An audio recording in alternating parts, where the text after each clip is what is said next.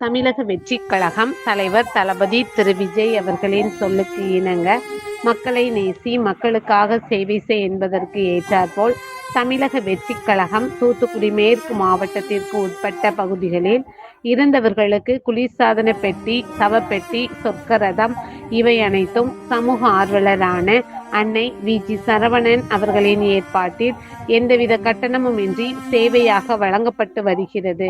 இந்நிலையில் சிறுதொண்டநல்லூர் பகுதியைச் சேர்ந்த சப்பானி அவர்களின் மகன் சின்னத்துரை அவர்கள் உடல்நிலை சரியில்லாத காரணத்தால் 18/2/2026 அன்று காலமானார்.